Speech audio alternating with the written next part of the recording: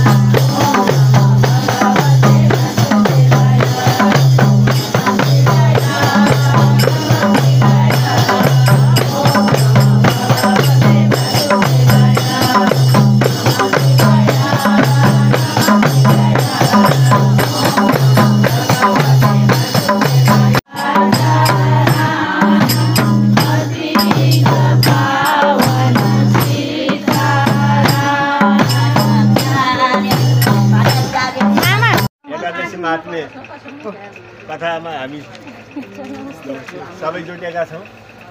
एकादशी अनि सम्पूर्ण दान दातव्य गर्ने भक्त सबैलाई धन्यवाद दिँदै 130 आजको कथा सुरु गर्न थाल्दछु। मैले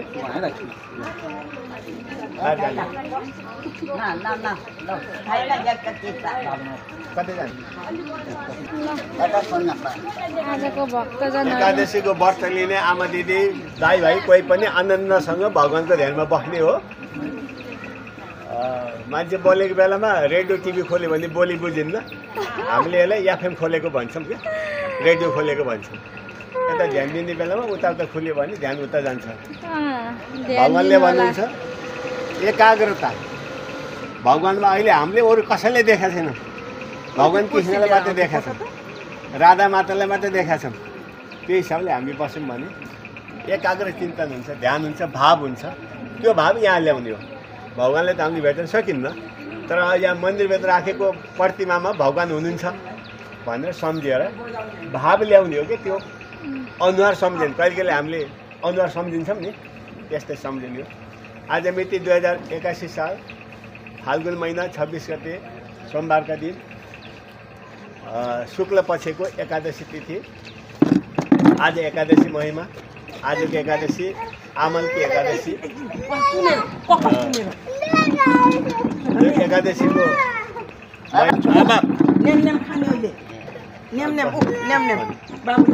आजको चाहिँ यसमा कथा सुन्नका लागि महात्म्यका लागि आउनुभएको सबैलाई म आफ्नो तर्फबाट हार्दिक स्वागत गर्दै कथा शुभारम्भ गर्छु।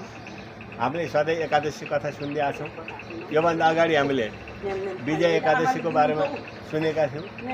विजय एकादशीमा भगवान रामचन्द्रलाई पनि भगवान भएर पनि लङ्काबाट माता सीतालाई ल्याउनका लागि एकादशीको व्रत बस्नु पर्यो। किनभने त्यतिखेर भगवान रामचन्द्र मान्छेको रूपमा आउनुभएको थियो। मान्छेको तनमा बसेर भगवान विष्णु रामको तनमा बसेर भगवानको रूपमा काम गर्नुभएको थियो।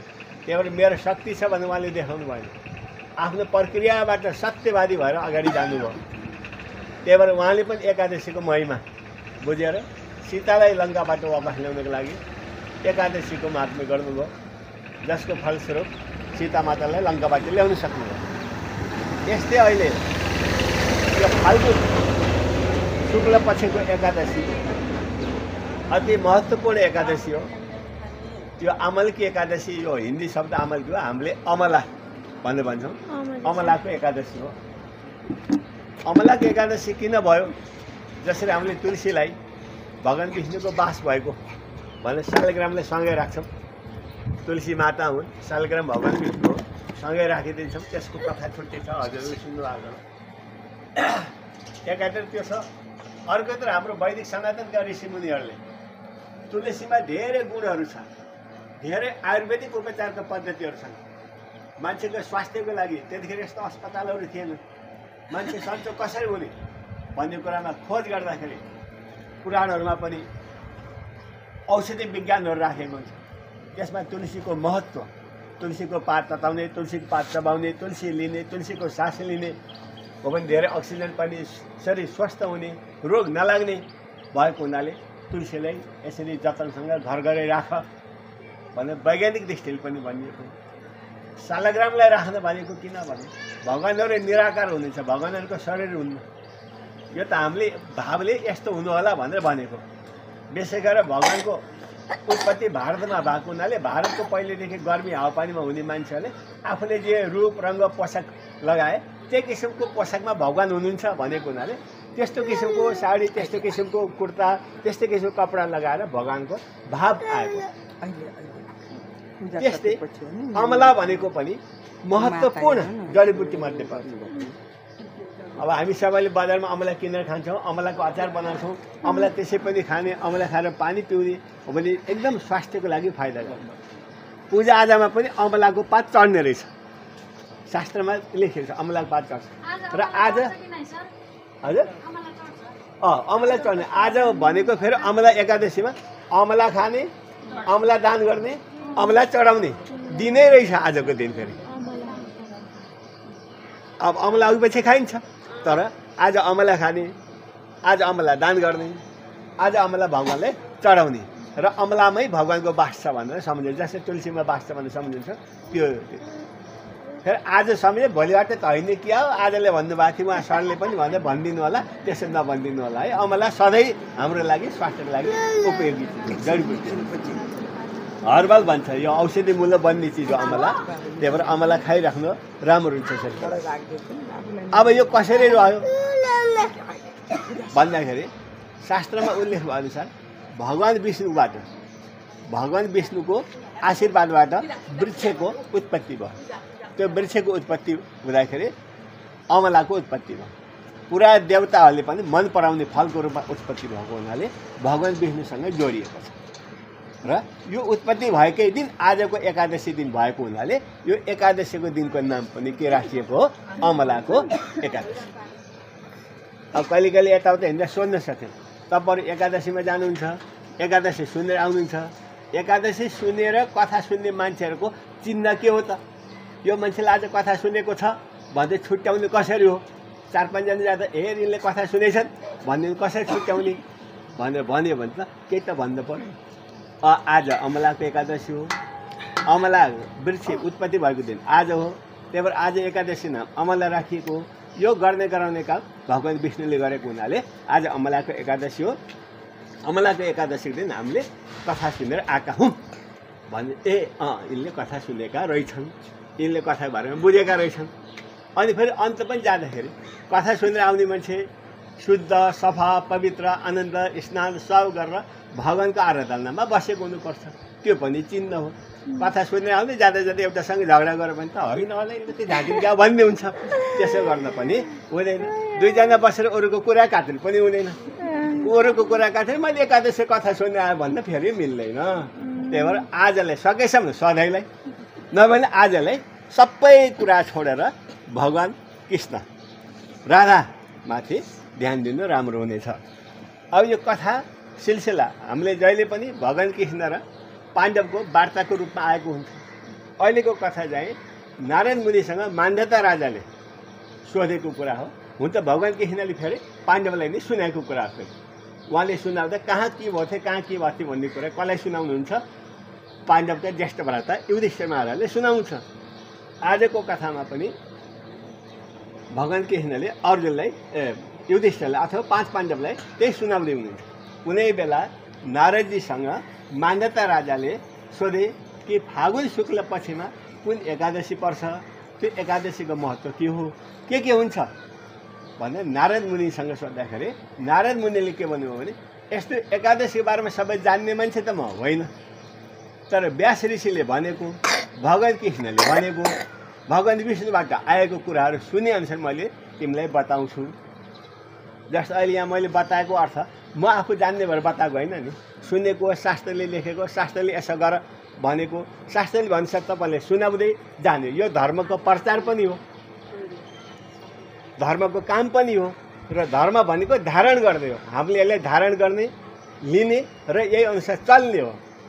त्यही भएर यो ठाउँ ठाउँमा मान्छेहरू पात्रको रूपमा रहेर सुनाउने काम, हाम्रो पण्डितजीहरू सब सुनाउने त्यही हिसाबले सुनाउने हो। अनि नारदजीले पनि आफू त्यति महान ठुलो मान्छे भएर पनि सानो मान्छे जस्तो बनेर मैले सुने अनुसारको कथा तिमीलाई सुनाउँछु भन्ने जाने उहाँले बताउनु भयो। त्यो मान्धाता राजालाई उहाँले बताउँदाखेरि के भन्नुहुन्छ भने त्यो बेलामा कुनै ठाउँमा वैदेश भन्ने राज्य थियो। अहिले नाम फेरि होला, ठाउँ ठाउँ कुनै नाम मिल्छ। वैदेश भन्ने राज्य थियो। त्यहाँ चाहिँ यति राम्रो राजपाट थियो। सोमवंशका यो वंश भन्ने राजाहरूको कोही सूर्यवंशी, चन्द्रवंशी भन्ने राजाहरूको एउटा वंश भन्ने हुन्छ।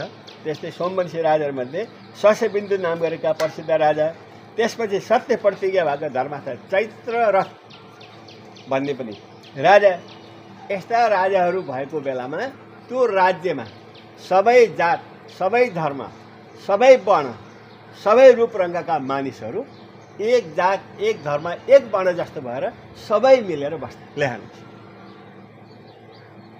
जसै जङ्गलमा सबै जनावरहरू मिलेर बसेका छन्, यस्तै गरी त्यो ठाउँमा सबैजना मिलेर बसेका थिए। कहीँ कतै झाइ झगडा थिएन, कहीँ कतै अभाव थिएन, सुख शान्ति आनन्दसँग बसोबासी गरेका थिए। राजाको गुण गाइएको थियो, प्रजाहरू पनि खुसी थिए, सबै आनन्दसँग बसेका थिए। यस्तो गर्दाखेरि त्यो किन त्यस्तो भयो भने त्यतिखेर राजाहरूले पनि धर्म कर्म गर्थे। राजाहरूले पनि एकादशी उपास्ने अथवा अरू महिमाहरू, देवताहरूको गुण गाउने, भजन कीर्तन गर्ने, यस्ता राम्रो राम्रो कामहरू गर्थे। त्यही भएर राजाहरूले पनि सुख पाउँथे। राजाहरूले गरेको कामअनुसार प्रजाले पनि गर्थे, प्रजाले पनि सुख पाउँथे। राजा प्रजा दुवैले राम्रो काम गरे दुवैले सुख पायो भने त्यो देश बल्ल अगाडि बढ्थ्यो, देशमा शान्ति हुन्थ्यो, आनन्द हुन्थ्यो। यस्तै क्रममा एक दिन राजा प्रजाहरू, सबै प्रजा त होइन होला, त्यहाँ नजिकै भएका मान्छेहरू एकादशी उपास्न भनेर व्रत बस्नु भनेर गएको दिन यही अमलको एकादशीको दिन पऱ्यो। अब अहिले पो हामी यहाँ बसेका छौँ, नदी नाला अहिले फोहरा भयो, जान आउने गाह्रो भयो, यो परिस्थिति बिग्रेको। त्यतिखेर त सफा नदीहरू हुन्थ्यो, सफा ताल चलाइया हुन्थ्यो। त्यो त हामीले अलिक सानो उमेरमा सम्झेन भने हामीले पनि देखेको हो। नदीको पानी कता सफा, यहाँ हामी दिपनगरमा बस्दा यो खोलाको पानी यति सफा थियो, यहाँ पुरानो मान्छेलाई थाहा छ, नुहाउने धुने सबै आनन्द होइन भाइ, यही कति राम्रो पानी थियो। अहिले यो परिस्थिति बिग्रियो, अहिले पानी खान सकिन्छ। किन खोलाको पानी मैले जान्दा यस्तामा बोकेर टिनमा पानी ल्याएर बजारमा बैठे त्यही पानी खाने हो।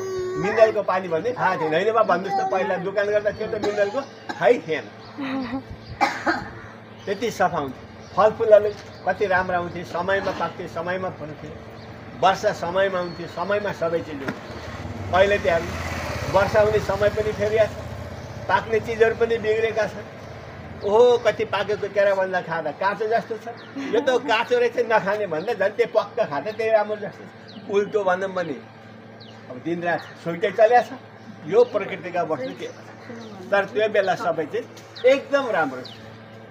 अनि एकादशीको बेलामा पर जाने, पोखरीहरू तलाउहरू नदीहरू भएको ठाउँमा नहुने, वृक्षहरू लाउने चलन थियो। अमला बुट्टा बर पिपल हरियाली हुन्थे। मैले जान्दासम्म पनि रानीवन भने पाहाडमा पाल्ने चलन थियो, हजुरले कति थाहा छ। त्यो पानीको मुहान मुलपुरी ठाउँको रुख काट्नुहुन्न, देउता रिसाउँछन् भनेर रुख राख्ने। त्यो रुख राखेपछि के हुन्छ, पानी आइराखेर मूल नसुक्ने पानी आइराखेन। अहिले देउता मान्ने छोडेका सरकार भए भाका रुखले जम्मै ढाले, पानी आएन मौसम बिग्रियो भने आफैले भने मौसम बिगार्यो भन्दा लाज लाग्यो। त्यहाँदेखि के भने मौसम बिग्रियो भन्छ। हेर्नुहोस् त यो फागुनमा कहिले पानी कहिले आधी कहिले हुरी चलेछ। मङ्सिर पुसभरि पानी पऱ्यो, अहिले आएर यस्तो निर्णय। हिजो आज पनि मौसम खराब छ भन्दैछ नि त्यहाँ। यतिखेरको यो घाम चर्को हो कि बिल्लो कस्तो कस्तो खाले छ अहिले पनि। तर त्यो बेला त्यो राम्रो थियो। राति ती राजाहरू प्रजासहित गए, नुहाइदै गरे, बसे, आराधना गरे र मन्त्र भनेको अघि हजुरले भजन गाए, हरे राम हरे कृष्ण कृष्ण कृष्ण हरे हरे। यही नै हो एकादशीको मूल मन्त्र, मूल भजन भनेको। यही गाएर रातभरि बसे। त्यहाँ आमालाई सपोर्ट भए जस्तो छ नि।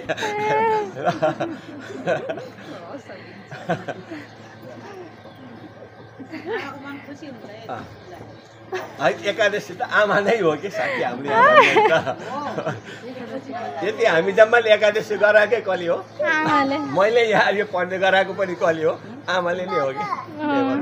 सबैले पुण्य पाइया छ नि, जति भने पनि पुण्य त आफैले पाउने हो नि। अनि सबै बसे, एकादशी पाठ पूजा गरे, भजन कीर्तन गाए, सबैजना बसे। अब बिहान उज्यालो भयो, अब आफ्नो घर जाने हिसाबमा राजाहरू जाने भए, सबै गए। तर त्यो बिचमा के भएर रहेछ भने आजकल पनि सिकारीहरू हुन्छन् वनमा गएर बस्ने। त्यतिखेर पनि सिकारीहरू भिल्ला जाति भन्ने हुन्थ्यो। सिकार खेल्ने, जन्तु जनावर मार्ने, खाने, त्यस्तो गरेर राख्ने सिकारी। कहाँ कहाँ खोज्दै खोज्दै त्यो मृग अब के पाइन्थ्यो, भाग्दै भाग्दै जान्छ नि। यदि यो वन जङ्गलमा तपाईँहरूले ढुङ्गा हान्दै चरा घेल्दै गयो भने त्यहाँका जीवजन्तु चराहरू भाग्छन्, खोजे पाइने। तर कसैले ढुङ्गा नहान्ने, नघेल्ने, केही नगर्ने, बरु आफूलाई केही दाना पानी दिने हो नि, त्यो चराचुरुङ्गी जीवजन्तु तपाईँको घरसम्म आयो। ल्याउनु चाहिँ चराले पनि माया भन्ने बुझ्ने रहेछ। मान्छेले त झन् किन नबुझ्नु भन्दा पऱ्यो। मलाई यसले माया गरेका हुन्, खाने दिएका हुन् भने चराचुरुङ्गी आउँछ। हिउँदमा वनमा केही नभएको बेलामा यसो खानेकुरा छेट्यो सबै आउँछ। यो खोलामा राति पानी खान आउँछ, त्यो मृग सिर्ख घोरल के आउँछ, हाम्रो घर पछाडिबाट पनि देखिन्छ यस्तो। तर सिकार खेल्ने, हान्ने, मार्ने गऱ्यो भने चराचुरुङ्गीले पनि छोडेर जान्छ। त्यतिखेर त्यो सिकारीले सिकार गर्दै गर्दै जाँदाखेरि अब एकादशी दिन भएर पनि होला खै के हो, कोही सिकार फेला पाएको छ, थाकेछ, भोको भयो, केही खान पाएन। तर त्यो राजाहरू आएर यसो भजन कीर्तन गरेको ठाउँमा बत्ती बलेको केही उज्यालो जस्तो टाढाबाट देख्यो। त्यहाँ गए केही खान पाइन्थ्यो कि त्यतै जानु पऱ्यो भनेर छटपट्टि आएर बस्यो। आउँदा त त्यहाँ त खानेकुरा त धेरै हुँदैन, यो प्रसाद अलिअलि हो। सबै भजन कीर्तनमा छन्, कलश राखेका छन्, घडा राखेका छन्, फुलहरू भरेका छन्, सिँगारेका छन्, राम्रो बनाएका छन्, सबै चिज छन्। अलिक पर बसेर सबै हेर्दै गएछ। हेर्दै जाँदा त्यो राजाहरू पनि कोही सुतेनन्, रातभरि जागरण गरे, भजन गाए। त्यो पनि सुत्न पाएन, केही खान पाइन्छ कि केही हुन्छ कि चाँडै गई त्यहाँ भएको चिज खान्थ्यो कि भनेर बस्दा भने उसो भन्दा राति जागराममै गयो। हेर्नुहोस्, अरू घर गयो, उसो त घर कता जाऊ, घर गाउँमा बस्न पाउने थिएन, किनभने ऊ बदमास हो भन्ने थाहा थियो। त्यहाँ त त्यही छोडेका ओरेका केही फलफुल केही खान्छ। यसबाट के भयो, एकादशी देवीको महात्म्य उसलाई कृपा भयो। हेर यो बिचरो आफूले पेसा गर्यो, केही खान पाइने दुःख पाएर शरणमा पर्यो, रातभरि जागरण पर्यो, भएन त्यहाँ फलफुल राखेको त्यसले पुण्य गर्यो भने उसको पापहरू कर्मशः हट्दै गयो। त्यो चाहिँ त्यही ठाउँमा सुत्यो, त्यही ठाउँमा रह्यो। तर उसको शरीरबाट पाप कर्मशः जाँदै अनि के भयो, केही समयपछि त्यो सिकारी त्यही ठाउँमा मर्यो। मरिसकेपछि के भयो, उसले दोस्रो जुनी प्राप्त गर्यो। वैकुण्ठमा जाने भन्ने चलन छ नि हाम्रो मरेपछि विमान आयो सट्टु उडायो लिएर गयो भन्दा अनि साँच्चै जिउँदै जानु पायो भने चाहिँ विमान कस्तो आउँदैछ हेर्न पायो भने चाहिँ भन्ने हुन्छ नि कुदु कुदु कुदु कुदु हुन्छ नि हाम्रो गुरुले कस्तो मिलाएर भाकासहित गीत हालेर बुट्टा भएर भन्ने नै छ मेरो अलिक ढङ्ग नभएर यस्तो कुरा गर्नलाई नत्र रङ्गै हुन्थ्यो कथाहरू सुन्दा आनन्द आउँछ उसलाई वैकुण्ठ गयो फेरि वैकुण्ठबाट तिमीले एकादशीको पुण्य गरेको हुनाले तिम्रो आयु सकिएको छैन अब तिमी राजा भएर फेरि त्यही ठाउँमा जाऊ हेर्नुहोस् कस्तो भयो एउटा सिकारी मान्छे दुनियाँलाई दुःख दिएर गरेको मान्छे फेरि राजा भएर त्यही ठाउँमा आफू राजा भएर जन्मियो आफ्नो शासनकाल त्यत्तिकै गयो अनि आफ्नो छोरा त्यहाँ राजा भएको बेला भयो त्यही सिकारीको छोरा राजा भएर बसेको बेला भयो अनि यस्तै गरी एकादशी महात्म्य यो प्रत्येक वर्ष हरेक महिना दोहोरिन्छ फेरि अर्को वर्ष जाने अमलकी एकादशी आयो त्यहाँ के रहेछ भने हजुरलाई थाहा होला यो एउटा जङ्गली मान्छे भन्छौँ हामीले कहीँ कहीँ र एउटा मेलेच्छ जातको मान्छे भन्छ मेलेच्छ देश पनि भन्ने चलन छ पहिला पहिला यो पश्चिमलाई मेलेच्छ भन्छ मेलेच्छ भनेको जे पनि खाने जस्तो पनि खाने नातो गोताको मतलब नहुने जीव जन्तु जस्तै जीव जन्तु त आफ्नै नियममा बसेको छैन हामीले भन्दा जीव जन्तु भनेको उनको त पर आफ्नै नियम छ नि तर मान्छेहरू एकदम पतित भएको मांसाहारी सबै त्यस्तो मान्छेहरू मान सम्मान भन्ने छैन खाने लड्ने भिड्ने रुँदै कराउने त्यस्तो मेलेच्छ जातिहरू कहाँ कहाँ बस्दै बस्दै त्यो वनमा घुम्दै त्यो मेलेच्छ जातिले दुःख दिए बदमास भयो भनेपछि त्यहाँको राजाले के गराएछन् भने त्यस्तो खराब गर्ने मान्छेलाई थुन्दै ल्याउँदै सजाय त दिएनन् थुनेर राम्रो बन्छन् के भनेर राख्दै गरे त्यो त्यही मेलेच्छ जातिका मान्छे थाहा पाए हाम्रो छोरा नाति मान्छेहरू सबैलाई लैजाने थुन्ने धेरै राजाहरू होला आज यो जङ्गलमा फेरि यो एकादशी के नामबाट यहाँ उपासना भजन कीर्तन गर्न आएका छन् यिनलाई अब हामीले मार्छ किनभने हाम्रा जाने सन्तानले मार्नेका यो राजाले हो अब हामीले मार्नुपर्छ भनेर चाहिँ ती मेलेच्छका जातिहरू आएर त्यो राजालाई समाएर मार्छ अब आफूसँग सँगै आएको परिवार त काम सके निस्केर गए कोही भागे कोही निस्के राजा चाहिँ त्यही बस्यो प्रजाको रक्षा नि गर्नु पऱ्यो लड्नु पऱ्यो भनेर अगाडि बढ्यो राजा गलस्त भयो थाके सुते जस्तो भयो कि त्यो जब केही सकिँदैन नि हात खाएर राजा त्यही पछाडि त्यही मेलेच्छ जातिका मान्छेले बाँड हाने के हाने मार्न थाले आदि गर्न थाले अब उनीहरू के भन्ने यति हान्यो राजा त मर्यो होला भन्ने सोचेछन् यसो गरे हेर्दा त राजा त जस्ता जस्तै छन् त्यो देखेर राजाको होस उडेर डराए जस्तो भएर पछाडिको रहेछ राजाले केही भाकेर रहेनछ राजा त जिउँदै राम्रै रहेछन् त्यहाँ त एकछिन उनीहरूले आफूले सल्लाह गरे फेरि राजा त मरेको छैन फेरि आक्रमण गर्न पर्यो भने फेरि आक्रमण गर्न थाले नभागे त्यसपछि राजाको शरीरबाट एकजना स्त्री देवी उत्पत्ति भयो देवीको उत्पत्ति भयो जसरी हजुरले बिर्सनु होला यो एकादशी माता उत्पत्ति विष्णु भगवान्लाई मुर भन्ने राक्षसले गर्ने बेलामा एकादशी उत्पत्ति भएर भगवान्लाई बचाएको हुनाले उनको नाम एकादशीको दिन परेको हुनाले एकादशी राखिदिएको कुरा हामीले यही पनि पढेको ती एउटा देवी उत्पत्ति भयो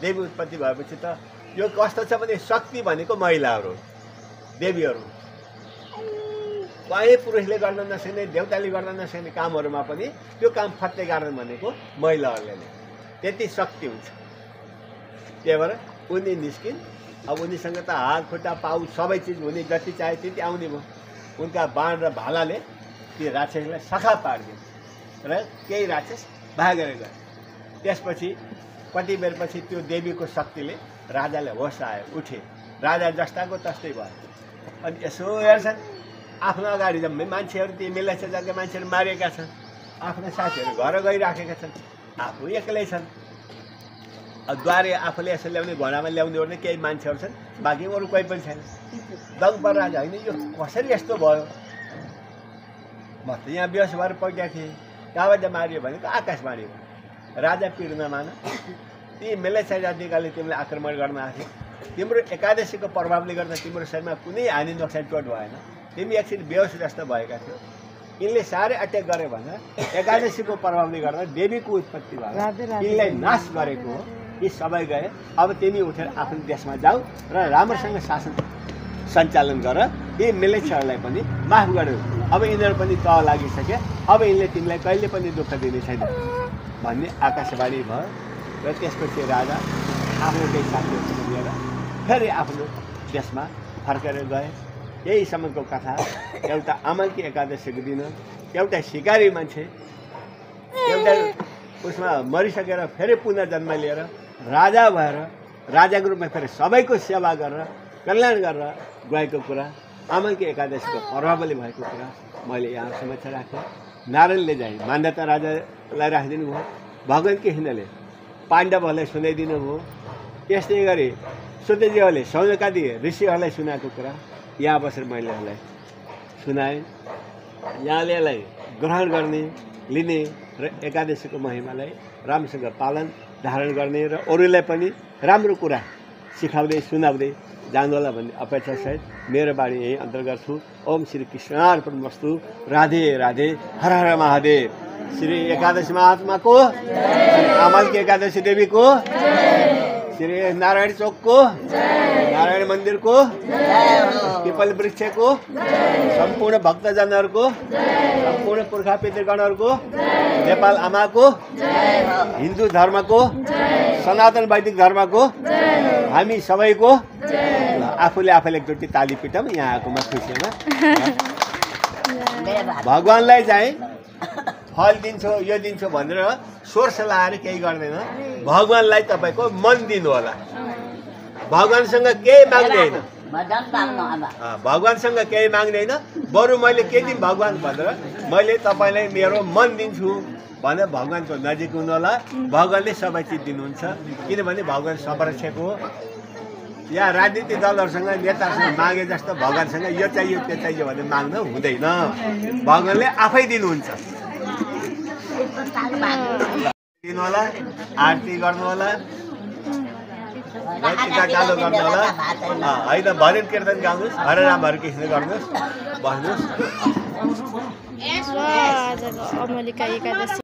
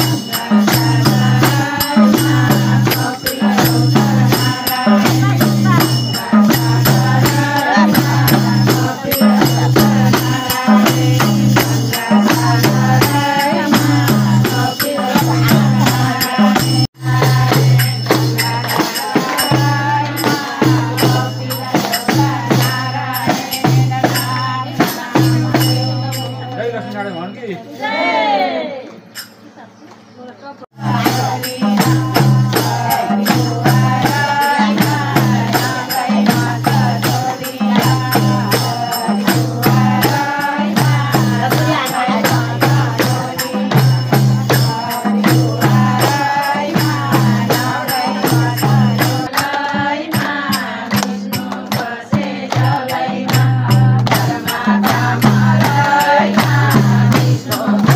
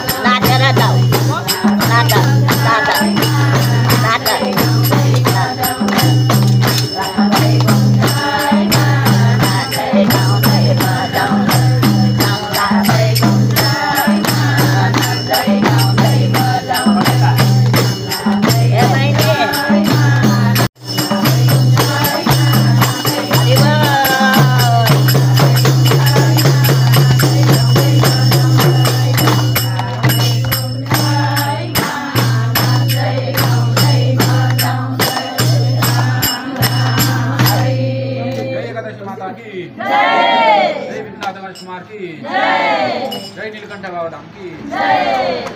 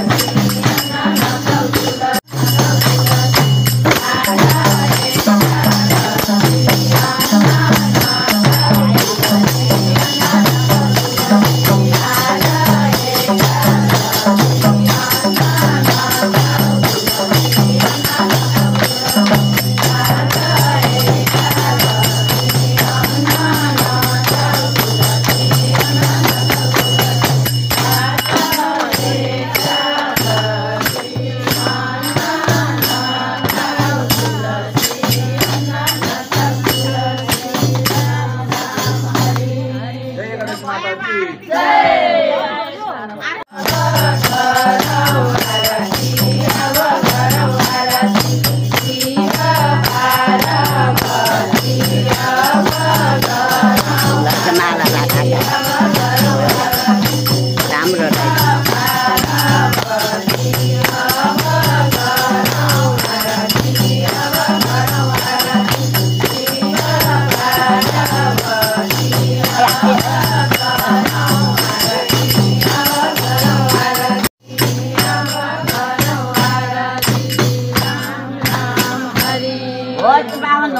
भजन मैले यो बेला गर्ने कि भजन एकादशी यो बेला काम छैन यो बेसरी राम्रो भएको छ आज भगवान् साह्रो खुसी भएको छ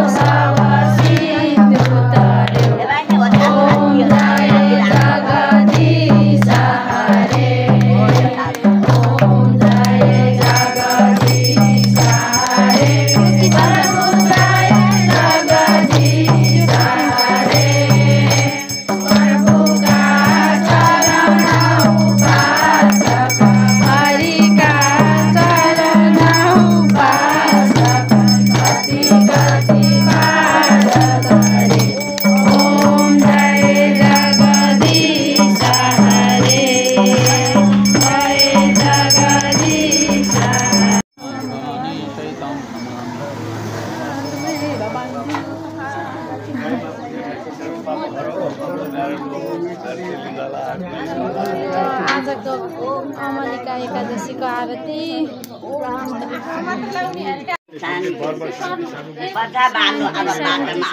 आजको भक्तजनहरू पञ्चामृत बाँडिरहनु भएको छ।